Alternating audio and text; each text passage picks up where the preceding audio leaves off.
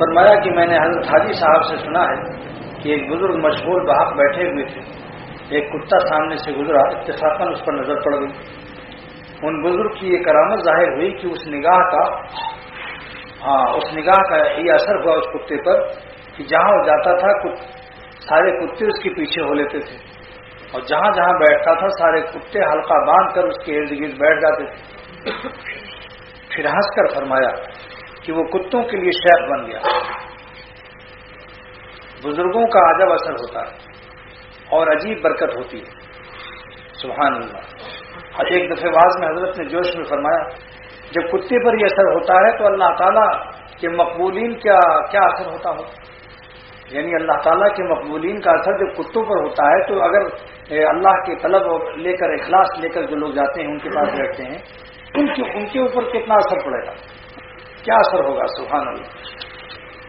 ایک مرتبہ ایک بزرگ کے پاس ایک کتا آنے جانے لگا، اور بزرگوں کا دل چونکہ بہت نرم ہوتا ہے لہذا اس کتے سے ان کو تعلق بھی ہو گیا، روزانہ کچھ کھلاتے دے دیتے تھے کھانے پینے کو بھی۔ ایک دریافت فرمایا کہ کلوا کئی دن سے نہیں آیا، اس کا نام کلوا رکھا تھا، کلوا کئی دن سے نہیں آیا، ہو سکتا ہے کالا بھی رہا ہو۔ انہوں نے تو ویسے ہی پوچھا، مگر مرید تو متخر ہوتا ہے، وہ تو تلاش کرنے لگے۔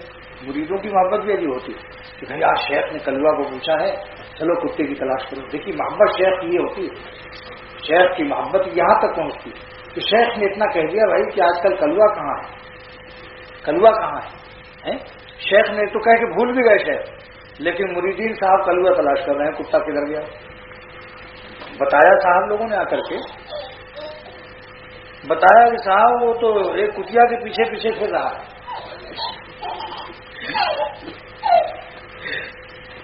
جب شیخ کو یہ پتا چلا کہ کلوا ہمارا جو کتا تھا وہ ایک کتیا کے پیچھے پیچھے پھر رہا ہے تو ان لوگوں نے جب یہ نقل کیا اس کے بعد کچھ دن کے بعد وہ کتا خود بخود آ گیا۔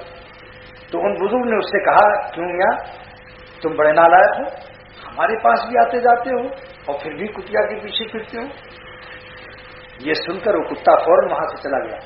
تھوڑی دیر میں دیکھا گیا کہ ایک نابدان میں اپنا سر داخل کر کے مرا پڑا ہوا ہے، یعنی حیا اور شرم کی۔ پھر فرمایا کہ جن کے فیوز جانوروں پر بھی ہوں انسان کیسے محروم رہ سکتا ہے، یہ اثر تھا اس کے اندر۔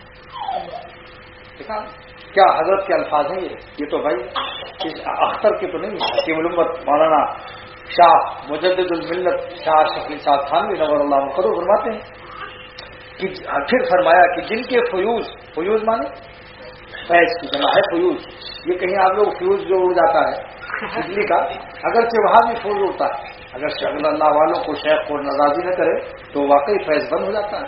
شیخ ہو، استاد ہو، باپ ہو، باپ کا دل دکھا دو باپ بھی اپنا فیض روک لے گا، استاد کا دل دکھا دو استاد بھی اپنا فیض روک لے گا۔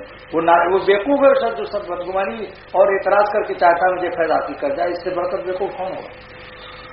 تو فرمایا کہ ہاں اسی لیے محبت سے کام بنتا ہے بھائی، اللہ کا راستہ ہے۔